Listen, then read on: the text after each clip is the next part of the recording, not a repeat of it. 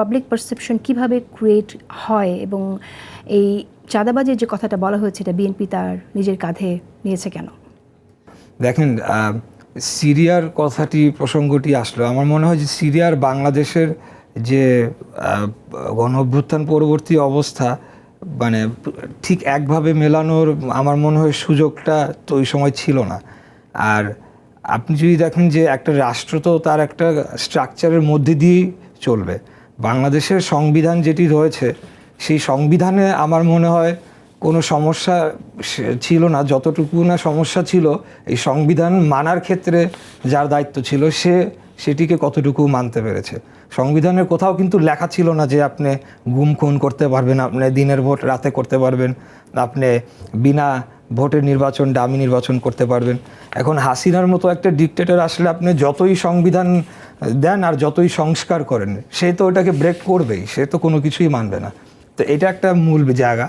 আর সংস্কারের জায়গাটায় আমরা বলতে চাই যে এখানে দেখেন এই কথাটা আমরা শুরু থেকেই বলে আসছি যে যত দিন যাবে যেহেতু একটা আনইলেক্টেড এবং নির্দলীয় নন পলিটিক্যাল গভর্নমেন্ট এখন অন্তর্বর্তীকালীন সরকার হিসেবে ইন্টারিম পিরিয়ডে দায়িত্ব পালন করছে, বিভিন্ন ধরনের সমস্যাগুলো কিন্তু তারা ফেস করবে এবং আরও ফেস করতে হতে পারে যেগুলো তাদের জন্য ডিফিকাল্ট অ্যাড্রেস করা। ওয়ারেজ একটা নির্বাচিত সংসদ যদি থাকতো তারা খুব আমার মনে হয় আরও বেটার এগুলোকে হ্যান্ডেল করতে পারতো এবং আরও তাদের পেছনে যেহেতু ম্যান্ডেট থাকতো জনগণের, তারা আরও কঠোর কিছু সিদ্ধান্ত নিতে পারতো এবং বাস্তবায়নও করতে পারতো। হাসিনা পালিয়ে গিয়েছে ঠিকই, কিন্তু তার যে সিন্ডিকেটগুলো তারা কিন্তু বাংলাদেশে এখনও রয়ে গিয়েছে এবং দে আর স্টিল অপারেটিং।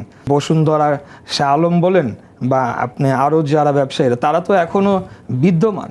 এবং আপনার বাংলাদেশের টেলিকমিউনিকেশন সেক্টর এখন কার নিয়ন্ত্রণে? সামিট কমিউনিকেশনের নিয়ন্ত্রণে। বেক্সিমকো, এই সালমান এফ রহমান তাদের প্রতিষ্ঠান নিয়ন্ত্রণ করছে। পাওয়ার সেক্টরেও তাই। তো এখন কিন্তু খুব একটা ভলাটাইল একটা ভালনারেবল সিচুয়েশনে আমরা রয়েছি। তারা কিন্তু জেলে রয়েছে ঠিকই, কিন্তু তাদের কিন্তু বিভিন্নভাবে তাদের চ্যানেল অফ কমিউনিকেশন ওপেন আছে এবং সামনের দিনে তারা সরকারকে বিপদে ফেলার জন্যে আরও ধরনের কিছু ফেইলিয়ার ঘটাতে পারে। দেখা গেল পাওয়ার সেক্টরে একটা বড় ফেইলিয়ার ঘটাই দিল, বা আমাদের নেটওয়ার্ক যে ব্যাকবোন ইনফ্রাস্ট্রাকচার সেখানে একটা বড় ধরনের একটা স্যাবোটাজ করে ফেললো।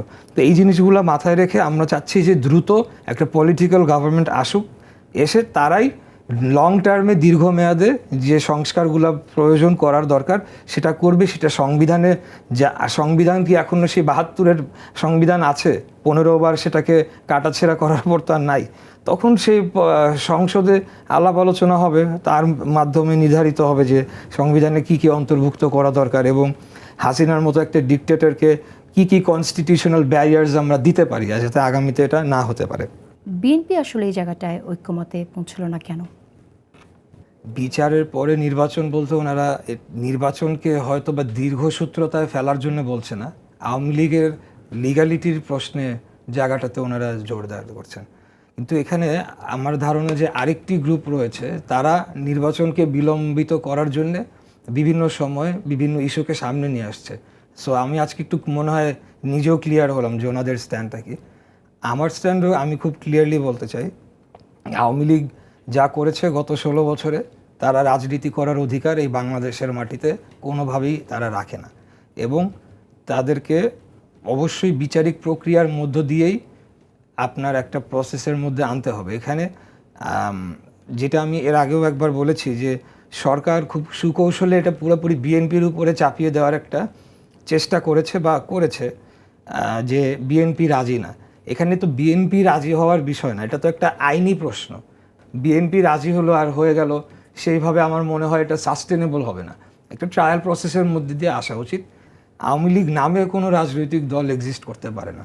হয়তো তারা অন্য কোনো নামে বা যারা নিরপরাধী বা দোষী ছিলেন না তাদের রাজনৈতিক আদর্শ কী হবে, নতুন দল করবে কিনা ওই বিষয়ে এটা স্পেকুলেট করে এখন লাভ নেই। কিন্তু আগামী নির্বাচন কেন, আগামী কোনো নির্বাচনেই আওয়ামী লীগ নামের কোনো দল বাংলাদেশে থাকতে পারে না বলে আমি এবং আমার মনে হয় আমার প্রজন্মের যারা রয়েছি অনেকের সাথেই আমার কথা হয়, আমরা এটা দৃঢ়ভাবে বিশ্বাস করি। এই ব্যাপারে কোনো সন্দেহ নেই।